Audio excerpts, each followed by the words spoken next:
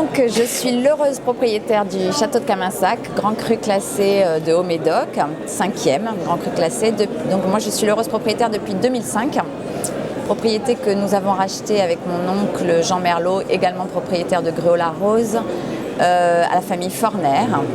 Et donc cru classé qu'il fallait un petit peu réveiller. C'était un peu une belle endormie avec un très joli potentiel. Donc c'est une propriété qui fait 75 hectares, qui se situe donc à la limite de Saint-Julien, mais en Haut-Médoc. Nous sommes voisins de Belgrave et la Tour-Carnet, mais également de Lagrange et Talbot en vignoble. Donc c'est une propriété, aujourd'hui je présente 3 millésimes, enfin non, 3 vins. Donc mon second vin qui s'appelle la Closerie de Caminsac en 2008, qui est un vin parfait à boire aujourd'hui, puisque c'est un second vin qui n'est pas destiné à vieillir et qui est très frais, très agréable, composé en majorité de Cabernet Sauvignon, 70% 30 Merlot. Voilà, un vin frais, agréable. Et puis après, pour mon grand vin, je présente donc les millésimes 2009 et 2010, 2 très grands millésimes, les 2 derniers très grands millésimes à Bordeaux, avec quand même des caractéristiques assez différentes.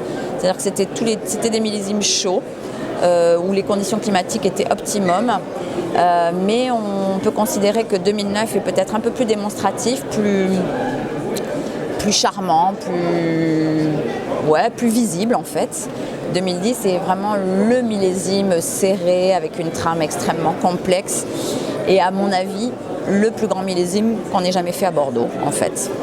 2010, c'est 2 millésimes très homogènes partout, c'est-à-dire que si les gens ne font pas des grands vins dans ces millésimes, il faut changer de métier.